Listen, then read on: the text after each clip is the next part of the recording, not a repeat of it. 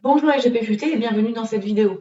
Aujourd'hui, on va voir le calcul d'une indemnité compensatrice de congés payés lors d'un solde de tout compte et on va décrypter la bulle explicative de Silae à ce sujet. Alors tout d'abord, je me présente rapidement. Je suis Sylvie du blog La Paye en pratique. J'ai une société de conseil en gestion de paye et de RH depuis plus de 15 ans et je partage ici sur cette chaîne et sur mon blog La Paye en pratique des astuces, des tutos et des exercices pour faire progresser les gestionnaires de paye dans leur métier. Je t'invite à t'abonner à ma chaîne et à découvrir mes autres ressources qui sont en commentaire de cette vidéo. Allez, c'est parti pour le tutoriel. Voici le cas pratique.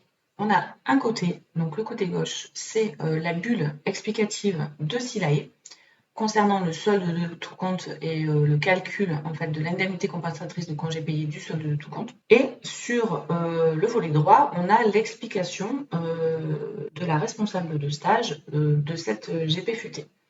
Donc ici, on a un solde de tout compte établi en juin 2026. On a une période de référence qui est la période N-1, donc c'est-à-dire qui va de juin 2025 à mai 2026.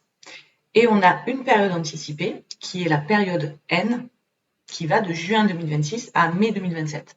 En l'occurrence, là, c'est de juin 2026 à juin 2026 puisque le solde de tout compte intervient en juin 2026. Donc, quand on calcule une indemnité compensatrice de congés payés, on va toujours raisonner par période. On va donc vérifier période par période ce qui est le plus avantageux entre le calcul du maintien de salaire et les 10% du salaire de référence. Donc, on a ici un bloc explicatif de Silae par période. Dans chaque bloc, on retrouve toujours le même raisonnement de Silae. On a d'abord le nombre de jours acquis et le nombre de jours restants de congés payés. Donc, on voit que sur la période de référence, donc c'est-à-dire l'année N-1, le total de jours acquis était de 30 et les jours restants étaient de 15. Donc 30 jours, je pense que ce n'est pas compliqué. On a ici 2 jours et demi, 2 jours et demi, 2 jours et demi, etc. Donc fois 12 mois, ça nous donne 30 jours. Ensuite, petit 2, Silae va calculer l'indemnité à régler avec la méthode des 10%. C'est ce qu'on a ici sur les deux lignes suivantes avec la provision acquise et la provision due. Ensuite, Silae calcule l'indemnité à régler avec la méthode du maintien. Donc, c'est la ligne qui apparaît ici, valorisation. Et enfin, la dernière ligne, il va nous indiquer ce qui est le plus avantageux pour le salarié. Il va faire un comparatif entre les deux méthodes et il va nous dire qu'il faut régler soit les 10%, soit le maintien du salaire. Donc, on va voir en détail sur la période de référence quel est le calcul fait par Silae.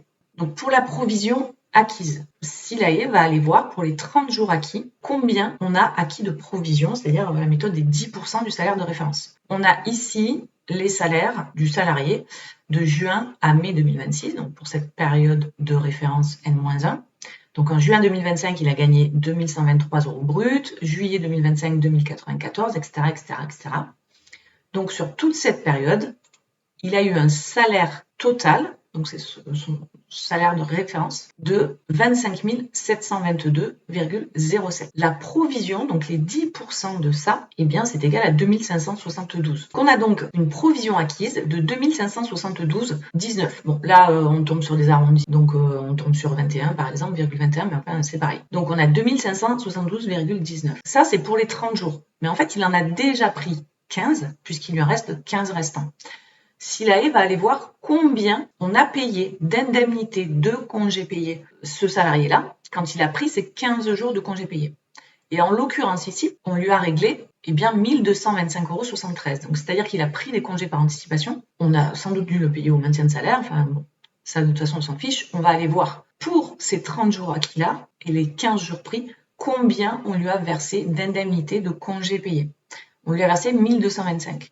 Donc en fait, il aurait dû avoir 2572,19 € pour 30 jours et on lui a versé pour ces 15 jours pris 1225. Il reste donc à verser sur les 2572,20 et pour les 15 jours restants, il reste 1346,46 € à lui régler. Donc là, on sait que pour la méthode des 10%, il faudrait lui régler 1346,46 €. Maintenant, on va passer au maintien de salaire. Donc là, il faut savoir combien le salarié gagne, touche comme salaire actuellement au moment de la sortie, donc en juin 2026. et on va diviser par 26, puisque là on est sur des jours ouvrables et non pas sur des jours ouvrés. Il a acquis 30 jours, on est donc sur 2,5 jours par mois, nous sommes sur des jours ouvrables. Donc on va diviser par 26. 26, pourquoi 26? Je l'ai décrit dans une autre vidéo.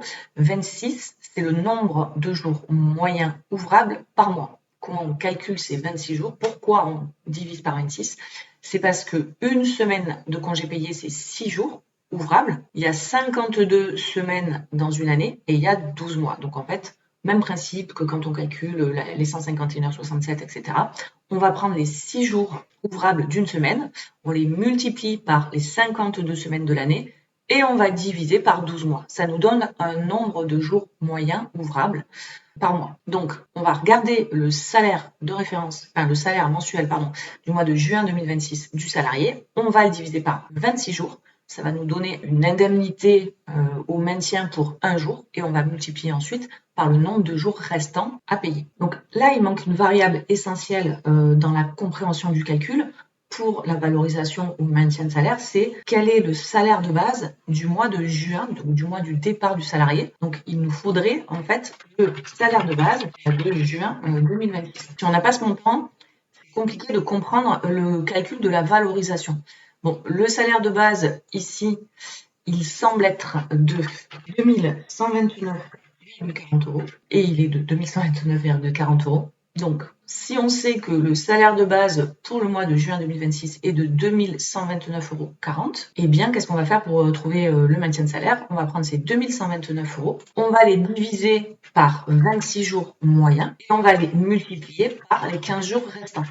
Donc là, on va les diviser. Il ne va pas vouloir. Non. Oups. Donc là, on divise et là, on multiplie. Donc, voilà. Donc ça nous donne 1228,50 €. Donc là, on est sur 1228,46 €, c'est des écarts d'arrondi. Donc ok, si là, il a calculé que le maintien de salaire, c'était 1228,46 € et les 10%, c'était 1346,46 €, pardon. Donc l'indemnité à régler, c'est la plus avantageuse pour le salarié, ce sera donc 1346,46 € pour cette période de référence-là.